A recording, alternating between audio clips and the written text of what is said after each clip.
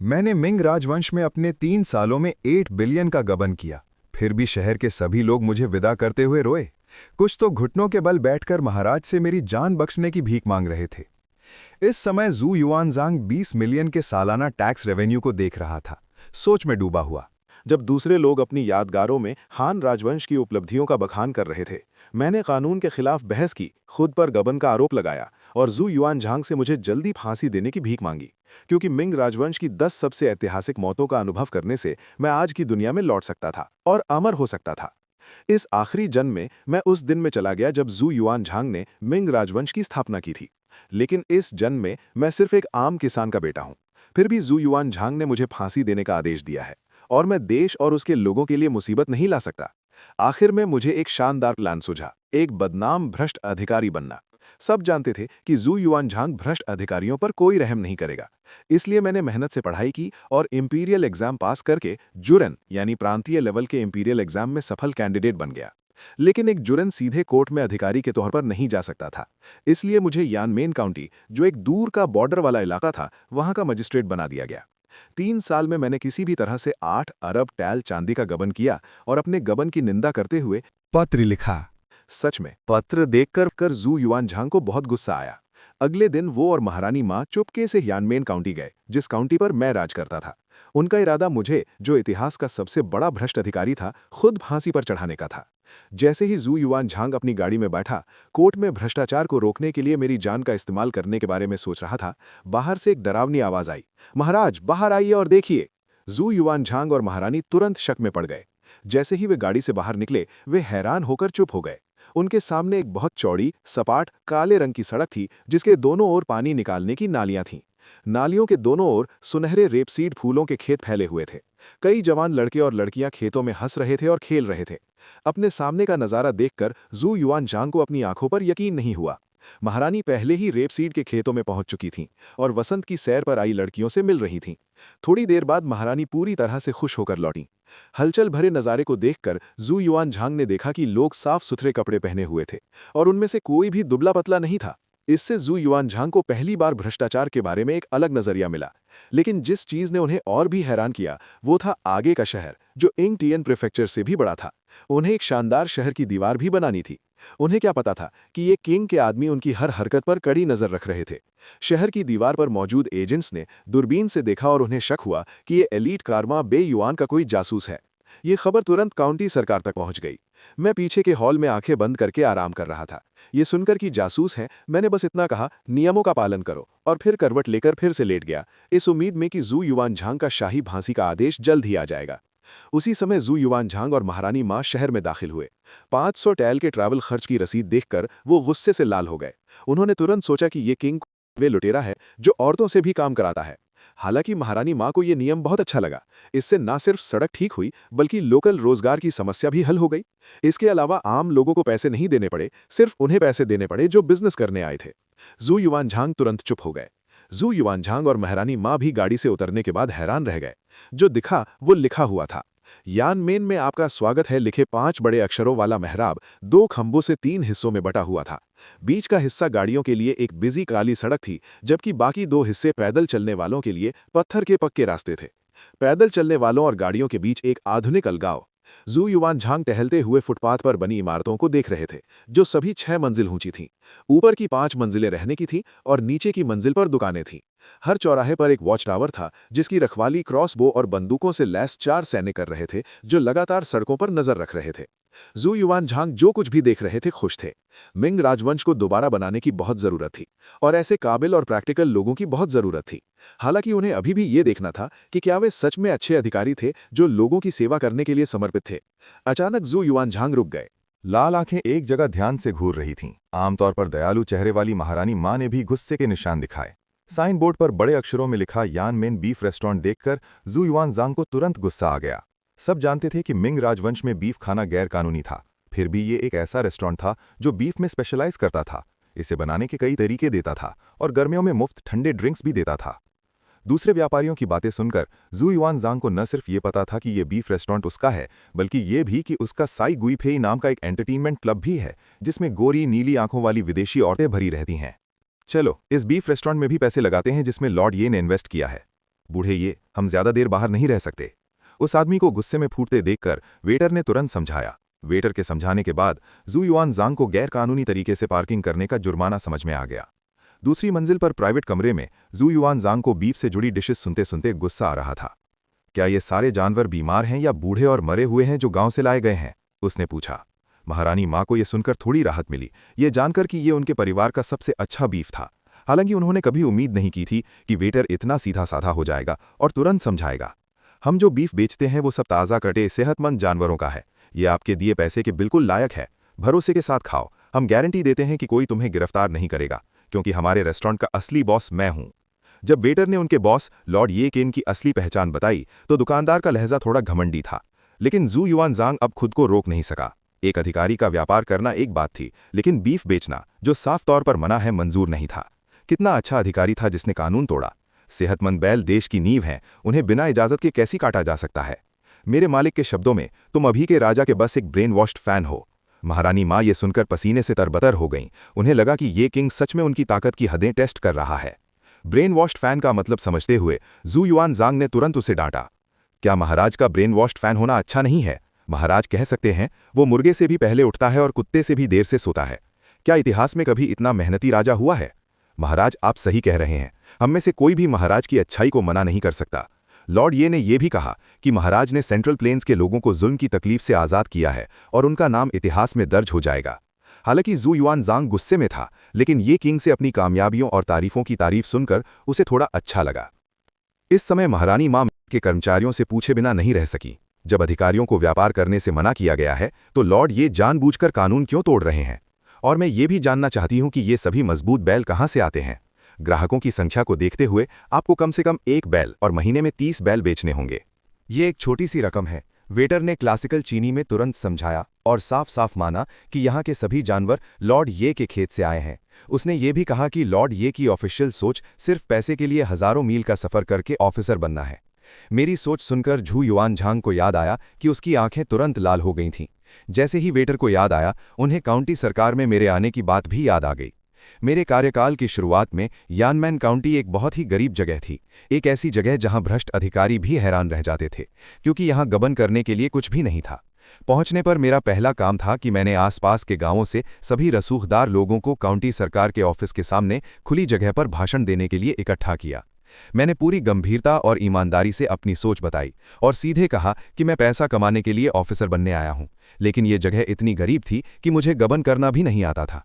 इसलिए अपने corrupt official plan के लिए मैंने इस जगह को डेवलप करने का फैसला किया। इस जगह पर जहां आप आंखें बंद करके भी अमीरी के रास्ते पर चल सकते हैं, लोग अच्छी जिंदगी जी रहे हैं और मैंने बहुत पैसा कमाया है।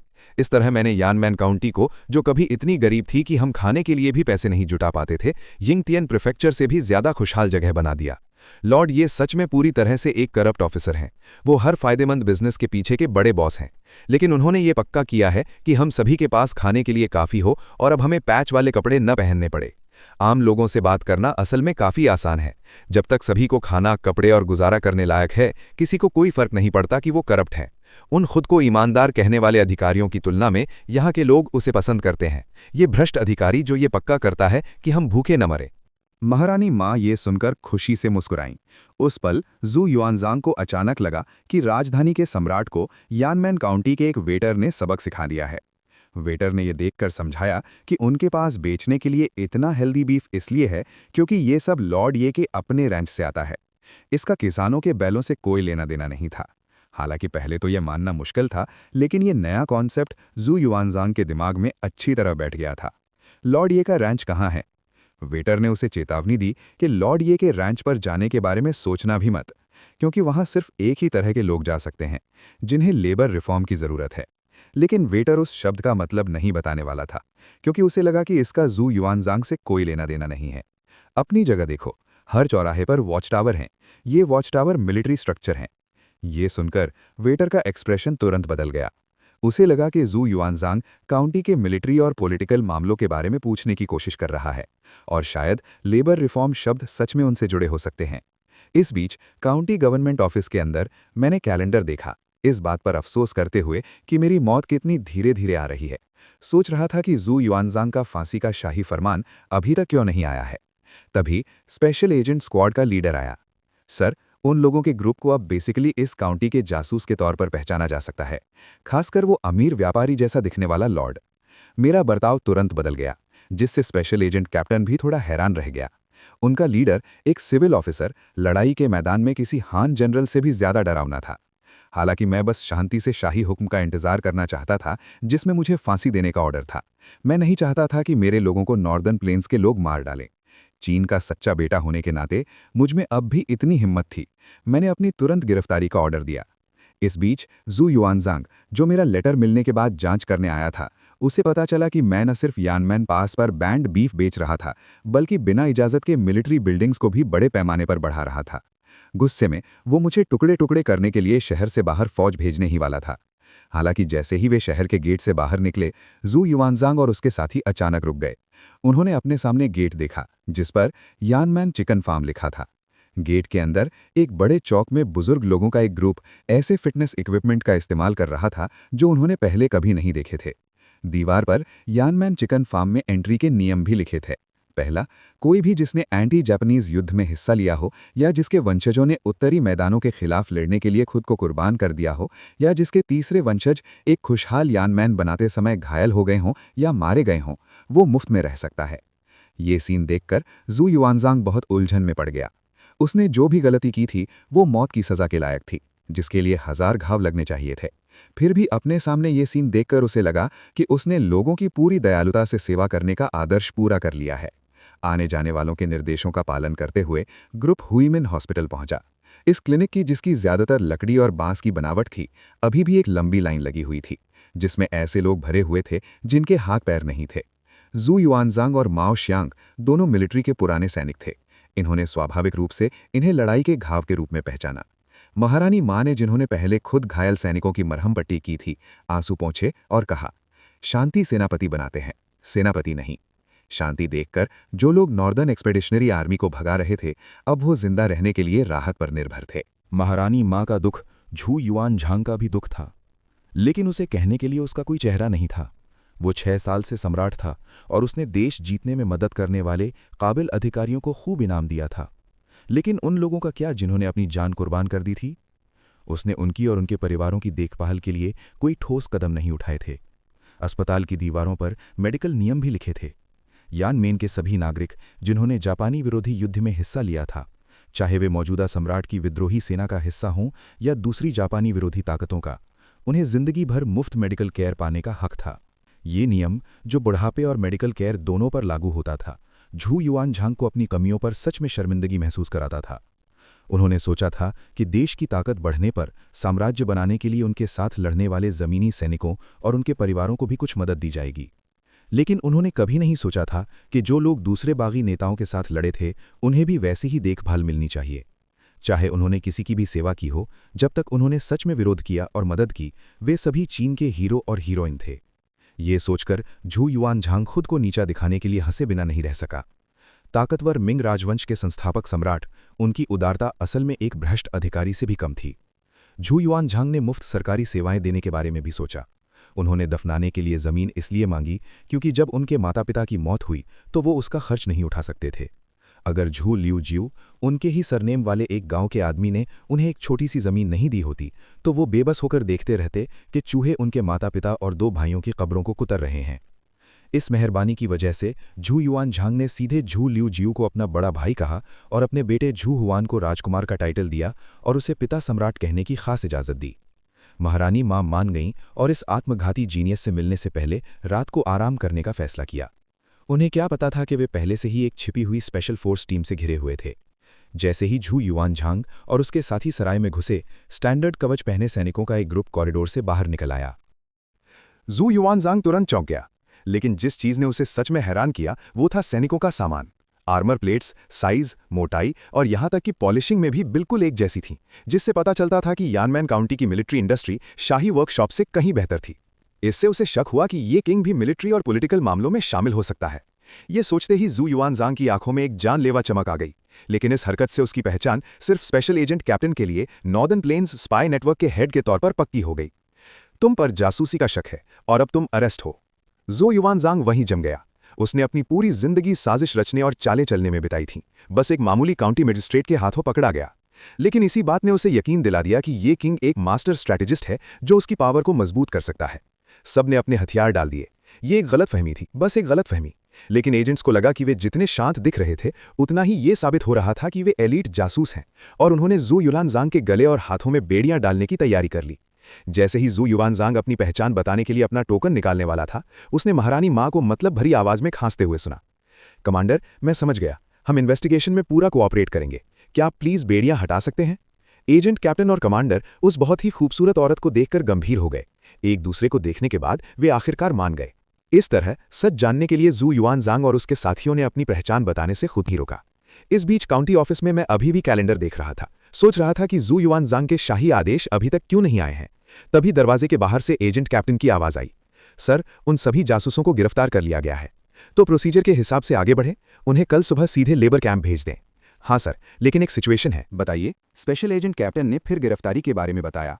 एक अधेड़ उम्र का आदमी जो एक बिजनेसमैन की तरह कपड़े पहने हुए था, उससे एक शानदार ऑरा निकल रहा था। एक आदमी जो तीर चलाने वाली लाश जैसा लग रहा था, उसके पास जबरदस्त काउंटर सर्विलांस स्किल्स थीं, और उसके बगल में जो औरत थी वो उत्तरी युआन राजवंश की एक मांचू औरत जितनी शानदार थी। ये बात सुनने और कुछ देर सोचने के बाद मैंने उन्हें एक साथ बंद करने का आदेश दिया, ताकि ये सुन सकूं कि इन लोगों के पास क्या राज हो सकते हैं। इस बीच जू युआनजांग और उसके साथियों को भी जेल ले जाया गया। वे एक बार फिर चौंक गए। उन्होंने पहले कभी ऐसी जेल नहीं देखी थी। बीच में एक 6 मंजिला गोल ईंटों की इमारत थी, जिसके चारों ओर 8 आयताकार पत्थर की जेलें थीं। जेल का बाहरी घेरा एक सपाट खुला इलाका था, जिसके चारों ओर तैनात सैनिकों के लिए एक दीवार वाला घेरा था। ये नज़ारा देखकर अनुभवी माओ जियांग भी निराशा से भर गया। वो जानता था कि भागने का कोई मौका नहीं है। जू युआनजांग आगे चल रहा था और चुपके से जेल की बनावट की तारीफ कर रहा था। बीच की इमारत जेल के गार्डों से भरी हुई थी और बाहरी दीवारों पर क्रॉसबो और मस्कट भी रखे हुए थे। अपनी बेहतरीन मार्शल आर्ट स्किल्स के बावजूद भागना नामुमकिन था। जल्द ही वे मेन हॉल में पहुंचे। दीवारें अलग अलग नारों से ढकी हुई थीं। बीते हुए कल के बारे में सोचना, आज को संभालना और आने वाले कल के लिए कोशिश करना। कबूल करने से नरमी आती है, विरोध करने से सख्ती आती है। महारानी माँ ने इन नारों को हैरानी से देखा। उन्हें उम्मीद नहीं थी कि यानमेन काउंटी की जेल अब भी कल्चर को महत्व देगी। इस समय जेल गार्ड ने उनसे अपना नाम बताने के लिए कहा, और तीनों के पास अपनी जानकारी नकली नामों से भरने के अलावा कोई चारा नहीं था। फिर उन्हें सफ़ेद बैकग्राउंड वाले एक कमरे में ले जाया गया, जहां एक पोर्ट्रेट आर्टिस्ट ने तेजी से उनके पोर्ट्रेट बनाए। तैयार पोर्ट्रेट को देखकर तीनों एक बार फिर हैरान रह गए। पोर्ट्रेट असली जैसे थे, जैसे वे असली लोग हों। अगर इंग्डियन प्रीफेक्चर के पेंटर्स में इतनी काबिलियत थी, तो ऐसे लोग कैसे हो सकते थे जिन्हें कमांड सेंटर नहीं ढूंढ पाया। पेंटिंग पूरी होने के बाद तीनों को जेल के कपड़े दिए गए और उनकी कोठरियों में ले जाया गया। एक जूनियर जेल गार्ड ने उन्हें यहां अपने साथियों की पहचान करने के लिए कहा। नंबर बस उनके कपड़ों पर लगे लेबल थे। पहले तो तीनों ने इस पर ज्यादा ध्यान नहीं दिया, लेकिन जब वे कोठरियों से गुजरे तो महारानी माँ ने ध्यान से देखा कि कोठरियां साफ सुथरी थीं, बिस्तरों पर घास फूस नहीं थी और वे सभी लकड़ी के बंक बेड थे। इसके अलावा किसी भी कैदी ने इंसाफ के लिए आवाज नहीं लगाई, जिससे साबित हुआ कि कोई भी गलत सजा नहीं हुई है। तभी उन्हें अगली कोठरी से आवाजें सुनाई दीं। भाई, आज तुमने कितना कमाया? मैं आज लेबर कैंप गया था और 5 सिक्के कमाए। जू युआनजांग ने कैदियों को देखा, जिनकी आंखें उम्मीद से भरी थीं। इस बार उसे सच में समझ नहीं आया। भिखारी से लेकर सम्राट तक उसने सब कुछ अनुभव किया था, लेकिन उसने कभी किसी जेल में कैदियों को उनकी आंखों में ऐसी उम्मीद के साथ नहीं देखा था। क्या ये सच में एक गलती हो सकती है? जल्दी करो और निकल जाओ। अगर तुम पैसे कमाना चाहते हो तो कल तुम्हें मौका मिलेगा। जेलर के चिल्लाने पर सबसे पास वाले आउटहाउस में अफरा तफरी मच गई, लेकिन इससे पहले कि वो जवाब दे पाता, महारानी माँ की डांटने वाली नजरों से उसका सामना हुआ। जल्द ही ग्रुप को सबसे दूर एक खास कोठरी में ले जाया गया। आसपास के 2 सेल खाली थे और स्पेशल एजेंट कैप्टन और मैंने इन खाली सेल में से एक में अपना भेस बदल लिया, ये सोचकर कि एक बार जब वे अपनी सुरक्षा कम कर देंगे तो वे अपने आप राज बता देंगे। महाराज, मैं अभी जा रहा हूं। इससे पहले कि वो अपनी बात पूरी कर पाता, जू युआनजांग ने उसे जोर से घूरा, जिससे आउटहाउस में रहने वाला डरकर चुप हो गया। महारानी माँ ने उन्हें पास आने और धीरे से बात करने का इशारा किया। जैसा कि कहा जाता है, मैदानों में गिरा हुआ बाघ आसानी से पकड़ा जा सकता है। हमारी पहचान जानते हुए टैक्सी ड्राइवर अपने पूरे परिवार को मौत के घाट उतारने के भयानक नतीजों को देखते हुए शायद हमें चुप कराना चाहेगा। इससे हम सच में खतरे में पड़ जाते। जू युआनजांग ने यह सुनकर अपनी रीढ़ की हड्डी में ठंडक महसूस की। उसने महारानी माँ का हाथ कसकर पकड़ लिया। बहन, उसने कहा, आप सच में मेरी भला करने वाली हैं। मैं आपकी पूरी बात सुनूंगा। आप पूरे रास्ते गुस्से में अंधी हो गई हैं। उन्होंने जानबूझकर हमारी बातचीत सुनने के लिए ये सुनसान कमरा बनाया है, इसलिए हम बिल्कुल भी खुद को सामने नहीं ला सकते। उस समय मैं दीवार से छिपकली की तरह चिपका हुआ था। स्पेशल एजेंट कैप्टन मेरे बगल में था, उसका पिछला हिस्सा बाहर निकला हुआ था और वो चुपके से सुन रहा था। उन्होंने क्या कहा? सर, मैंने ठीक से नहीं सुना। ये दीवार उस समय बहुत मोटी बनी थी। मैंने सिर हिलाया। मुझे यकीन नहीं हो रहा था कि ये नॉर्दर्न प्लेन्स के जासूस मेरी खुफिया नज़र से बच सकते हैं। मैंने वेंटिलेशन शाफ्ट की तरफ देखा, जबकि बगल में महारानी माँ ने जू युआनज़ांग और उसके साथी से फुसफुसाते हुए कहा कि उस जगह पर कड़ी सुरक्षा है और भागना नामुमकिन है। लेकिन कल हम एक लेबर कैंप जा रहे थे। पहली बात, इससे हम इस जगह को खुद देख पाते, एक काउंटी के आदमी को बीफ कैसे खा सकता है, और दूसरी बात, इससे उन्हें वापसी में भागने का मौका मिलता। जू युआनज़ांग मान गया, ये सोचकर कि वे फिर पास की गैरिजन से और फौज बुलाकर काउंटी के इन जासूसों को कड़ी सजा देने के लिए वापस आ सकते हैं। चिंता मत करो सर, जू युआनज़ांग ने अपनी बात पूरी करने से पहले कहा। मुझे एस्कॉर्ट कर रहे गार्ड मुझे कंट्रोल नहीं कर सकते। उस समय वेंटिलेशन शाफ्ट के बाहर आप सीढ़ी पर खड़े। साफ है, ये सुनकर मैंने उन लोगों की तारीफ की जिन्होंने मुसीबत खड़ी करने की हिम्मत की। मैंने कल की स्पेशल फोर्स को एस्कॉर्ट्स के तौर पर भेज देने और इन नॉर्दर्न प्लेन्स के जासूसों को सबक सिखाने का फैसला किया। इस बीच महारानी माँ, जो अभी भी बेचैन थीं, ने जू युआनज़ांग और माओ शियांग से दोहराया कि कल चाहे कुछ भी हो, उन्हें सब्र रखना होगा। चोंगबा, हालांकि लॉर्ड ये का हमें गलती से अरेस्ट करना गलत है, लेकिन ऐसा इसलिए हुआ क्योंकि हमने आसपास पूछताछ की और एक गलतफहमी पैदा हो गई। लॉर्ड ये कोर्ट के लिए भी काम कर रहे थे। महारानी माँ के निर्देश सुनकर जू युआनज़ांग और माओ शियांग ने थोड़ा सिर हिलाया। काउंटी ऑफिस वापस आकर मुझे जेल की कोठरी में उस ताकतवर औरत की याद आई। वो बिल्कुल भी नॉर्दर्न प्लेन्स की जंगली नहीं लग रही थी, इसलिए मैंने कल उससे पर्सनली मिलने का फैसला किया। अगली सुबह जेल में एक तेज आवाज गूंजी, इतनी सुबह कौन बीमार हो गया? महारानी माँ अपने बिस्तर पर तुरंत जाग गईं। नींद से भरी आंखों वाली जू युआनज़ांग चुप रह गईं। सभी कैदियों को आधे घंटे के अंदर कपड़े पहनकर गेट पर इकट्ठा होना होगा। जल्द ही सभी इकट्ठा हो गए और मेस हॉल में पहुंच गए। जू युआनज़ांग ने हैरानी से चारों ओर देखा। उसके मन में कैदियों को खाना आमतौर पर लकड़ी की बाल्टियों में दिया जाता था और हर किसी को एक चम्मच मिलता था, लेकिन यहाँ एक बड़ा और रोशन मेस हॉल था और सभी कैदी एक सेना की तरह सीधे बैठे थे। जू युआनज़ांग को सबसे ज्यादा हैरानी इस बात की हुई कि टेबल पर सिर्फ बड़े सफेद स्टीम्ड बंस और सफेद चावल का दलिया ही नहीं था, बल्कि कुछ अचार वाली सब्जियां भी थीं। जियांगनान के अमीर लोग भी इसे नहीं खरीद सकते थे। यानमैन काउंटी में कितने राज थे। जब ग्रुप अभी भी हैरान था तो उनके पीछे जेलर ने कहा, देखना बंद करो, तुम में से जो लोग अंदर हैं वे मीट खा रहे हैं, मुझे बहुत जलन हो रही है, तुम भी वहां खाने के लिए अप्लाई कर सकते हो। नहीं नहीं नहीं, मैं ये नहीं ले सकता। ये सुनकर जू युआनज़ांग ने मुंह बनाया। क्या उनके पास इससे भी बेहतर कुछ हो सकता है? सच में, जैसे ही उसने बोलना खत्म किया, उसने देखा कि सफेद स्टीम्ड बंस के अलावा उसके सामने टेबल पर मीट के बड़े स्लाइसेस और गर्म सूप भी थे। इतने शानदार नाश्ते ने जू युआनज़ांग और महारानी माँ को पूरी तरह हैरान कर दिया। थोड़ी देर बाद जब सबने खाना खा लिया तो एक शाही गार्ड जल्दी से इकट्ठा हुआ और कामों की घोषणा करने लगा। जू युआनज़ांग और माओ शियांग दोनों को सड़कें ठीक करने का काम सौंपा गया था, जबकि महारानी माँ को महिलाओं के लेबर कैंप में भेजा गया। अलग हो गई तो मैं कैसे बचूंगी? कल का प्लान तुरंत बर्बाद हो गया। हालांकि शांत महारानी माँ को तुरंत कुछ गड़बड़ महसूस हुई। कोई इस इंतजाम में हेरफेर कर रहा होगा। माओ शियांग को गुस्से में देखकर वो जल्दी से मुस्कुराई और कहा, चिंता मत करो, मुझे विश्वास है कि ये लॉर्ड ये मेरे लिए चीजें मुश्किल नहीं करेंगे। अपनी महारानी उस कॉन्फिडेंट मुस्कान देखकर जू युआनज़ांग तुरंत उसकी बातों का मतलब समझ गया और तुरंत सिर हिलाया। हम तुम्हारी बात सुनेंगे। महारानी उस जू युआनज़ांग ने उसे एक तरफ खींचा और फुसफुसाया, तुम अभी बहुत छोटी हो। ये साफ तौर पर ये किंग का प्लान है। वो सिकाडा का पीछा करने वाला मैंटिस बनना चाहता है, लेकिन उसे नहीं पता कि महारानी उस पर कोई चाल चलने वाली है। इसके बाद जू युआनज़ांग और महारानी को एक सड़क बनाने वाली जगह पर ले जाया गया, जबकि महारानी माँ एक शहर में पहुंची। शहर के एंट्री गेट पर शांगवान इंडस्ट्रियल जोन शब्द साफ साफ लिखे थे। अलग अलग वर्कशॉप करीने से सजी हुई थीं और मशीनरी और हाथ से काम करने की आवाज़ें साफ सुनी जा सकती थीं। स्पेशल एजेंट कैप्टन ने इज्जत से पूछा, सर, हमें इस औरत का क्या करना चाहिए? महारानी माँ को चलते हुए देखकर उसने जवाब दिया, हम हान औरतें कढ़ाई में सबसे माहिर होती हैं। हाँ सर। टीम लीडर ने जल्दी से सिर झुकाया और जाने के लिए मुड़ा। इस बीच महिलाओं के लेबर कैंप के अंदर एक सुपरवाइजर महारानी माँ को गारमेंट वर्कशॉप की ओर ले जा रहा था। वो प्रोडक्शन प्रोसेस के आसान होने से हैरान थी, जिससे उसने प्रोडक्शन की स्पीड बढ़ा दी। प्रोडक्ट भी एक जैसी क्वालिटी के थे। महारानी माँ को इधर उधर देखते हुए सुपरवाइजर ने समझाया, ये हमारे लॉर्ड ये का बनाया हुआ एक नया प्रोसेस है, जिसे असेंबली लाइन कहते हैं। हर व्यक्ति को बस अपना हिस्सा पूरा करना होता है और फिर उसे अगले व्यक्ति को सौंप देना होता है। महारानी माँ वर्कशॉप से गुजरते हुए असेंबली लाइन प्रोसेस की तारीफ किए बिना नहीं रह सकी और इसके आसान और अच्छे फ्लो पर कमेंट किया। फिर वे लाल कपड़े से घिरे एक वर्क बेंच पर पहुंची। सुपरवाइजर ने बताया, ये मिस शैन जियांगनान के अमीर शैन परिवार से हैं। उनके पिता एक बड़े अधिकारी से जुड़े रिश्वत के केस में फंसे थे और आखिर में कोर्ट ने उन्हें यानमेन देश निकाला दे दिया था। सिलाई माहिर हैं और कस्टम मेड कपड़ों में माहिर हैं। अभी की महारानी दयालु और रहमदिल हैं। उन्होंने सभी औरतों को अपनी शादी के दिन फीनिक्स का ताज और शादी के गाउन पहनने की इजाज़त दी है, इसलिए वो अभी ये महंगी शादी की ड्रेस बना रही हैं। फिर सुपरवाइजर यिंगटेन प्रीफेक्चर के इंपीरियल पैलेस की तरफ मुड़ी और झुककर प्रणाम किया। उनका चेहरा शुक्रगुजारी से भरा हुआ था। क्या आपने नहीं कहा था कि आप सिलाई माहिर हैं? तो चलो बाकी सिलाई पूरी कर लेते हैं।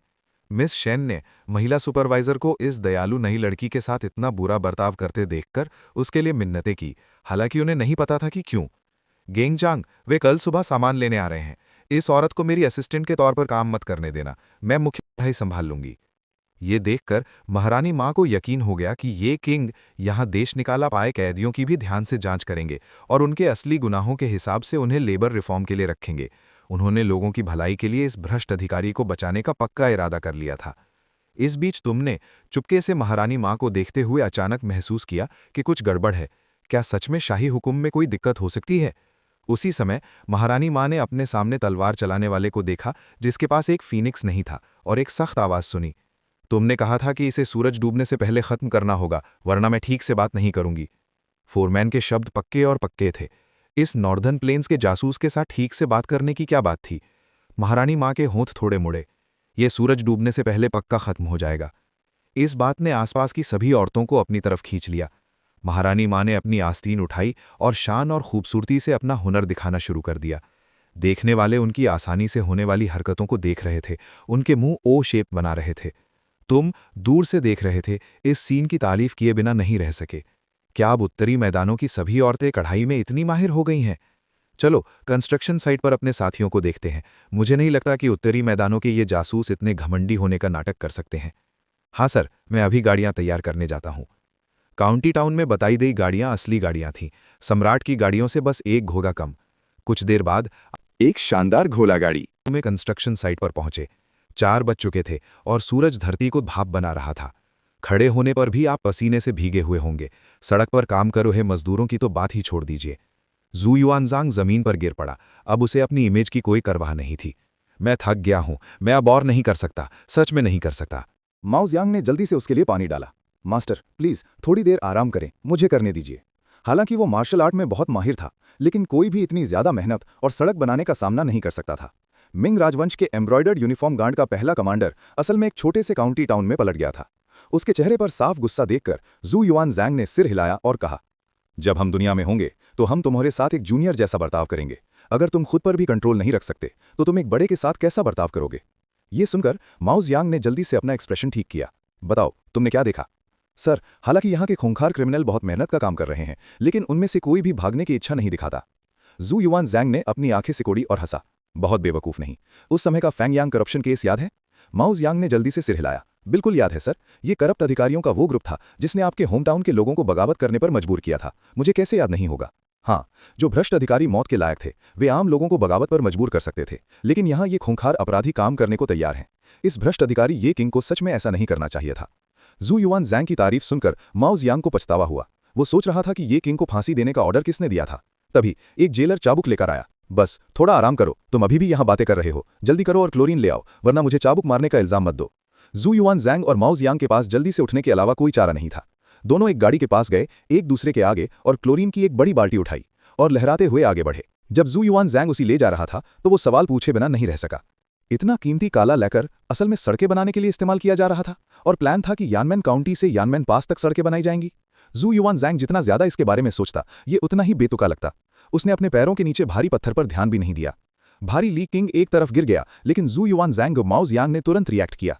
एक हाथ से खुद को संभाला और तुरंत मुसीबत टाल दी। इसी बीच तुम जो ग्रोव में जासूसी कर रहे थे ने मजाक उड़ाया। तुम कहते हो कि तुम जासूस नहीं हो? किस अमीर व्यापारी के पास ऐसी स्किल्स हो सकती हैं? लेकिन इतनी बेइज्जती सहना कोई आम जासूस नहीं है। इसी समय पास के काउंटी मजिस्ट्रेट वुयोंग ने कहा, सर, हमारे एजेंट्स जो उस पर नजर रख रहे हैं, उनके मुताबिक ये आदमी हमेशा। उसने तरह तरह की बातें पूछी और यानमेन पास केस के बारे में कई बार मुझे घूरा भी। सुनो इस काउंटी टाउन ने क्या कहा। उसके होठों पर मुस्कान आ गई। क्योंकि इस मास्टर गो में इतनी एनर्जी है तो कल मैं उन सभी को आयरन ओर माइनिंग के लिए भेजूंगा। देखते हैं कि वो कब तक टिक पाता है। काउंटी टाउन के अधिकारी ने नाकाबिलियत से कहा। हाँ, मैं समझ गया, उसने जवाब दिया। BMW में बैठकर वो चुपके से फिर से डाकुओं के पास गया। किस अधिकारी ने रिकॉर्ड किया कि जू युआनजांग एक मॉडल वर्कर था? अगर मैं उसे ढूंढ लूंगा तो मैं उसे जरूर अच्छी डांटूंगा। अभी डेथ वारंट नहीं आया है और वो अभी भी खुद को मॉडल वर्कर कहने की हिम्मत कर रहा है। गोंग परिवार के 5 कीमती घोड़ों ने हिनहिनाया और तुरंत तेजी से भाग गए, जबकि एक तरफ मेहनत करते हुए आवाज सुनकर झू युआनझांग ने तुरंत घोड़ों को बहुत बढ़िया पहचाना। वो खड़ा हुआ और मुड़कर देखा तो देखा कि 5 लंबे सुंदर काले घोड़े एक चौड़ी मिलिट्री सड़क पर एक गाड़ी खींच रहे थे। ये लोग कौन थे? गाड़ी उसके अपने घोड़े से सिर्फ एक घोड़ा छोटा था और गाड़ी खुद उसके ड्रैगन चेहरे से भी बड़ी थी। माओ जियांग जो वहां था हैरान रह गया। इतनी शानदार गाड़ी में बैठने की हिम्मत कौन करता है? वे तो असल में चोर हैं, उसने कहा। लेकिन इससे पहले कि वो अपनी बात पूरी कर पाता, उसके कानों में एक फुसफुसाहट की आवाज आई। माओ जियांग की आंखों में पसीना आ गया। बिना मुड़े ही उसे पता चल गया कि ये कोड़े के फटने की आवाज है। फिर एक बड़े पंजे जैसे हाथ से उसने हवा में सीटी बजाते कोड़े को पकड़ा और जोर से खींचा, जिससे जेल गार्ड के भेष में बैठा एजेंट उड़ गया। उसी समय मूंछों वाला एक अधेड़ उम्र का जेल गार्ड आगे बढ़ा और उसने एजेंट को पकड़ लिया, लेकिन कुछ कदम पीछे भी हट गया। झू युआनझांग ये देखकर हैरान रह गया। एक आम जेल गार्ड माओ जियांग को कैसे पकड़ सकता है? झगड़ा देखकर जेल गार्ड तेजी से दौड़े और काम कर रहे बूढ़े कैदियों ने भी उन्हें घेर लिया और अपने हाथ सिर के पीछे करके बैठ गए। झू युआनझांग और माओ जियांग तुरंत परतों में घिर गए और लगातार कड़ी डांट सुनाई दी। तो दोस्तों, आज के वीडियो में बस इतना ही। उम्मीद करता हूं कि आपको ये वीडियो पसंद आया होगा। पिछले वीडियो पर आपने जो इतना सारा प्यार और सपोर्ट दिया, उसके लिए दिल से बहुत बहुत धन्यवाद। मैं अभी YouTube पर नया हूं, इसलिए अगर स्क्रिप्ट या बोलने में मुझसे कोई छोटी मोटी गलती हो जाए तो उसे प्यार से माफ कर दीजिएगा। आपका यही सपोर्ट मुझे और बेहतर करने की हिम्मत देता है। अगर वीडियो अच्छी लगी हो तो वीडियो को लाइक करें, चैनल को सब्सक्राइब करें और अपने दोस्तों के साथ शेयर जरूर करें। और हाँ दोस्तों, इस वीडियो का अगला पार्ट मैं बहुत जल्द लेकर आने वाला हूं, तो चैनल से जुड़े रहिए। मिलते हैं अगली वीडियो में एक और शानदार कंटेंट के साथ। तब तक के लिए धन्यवाद। अपना ख्याल रखिए। जय हिंद।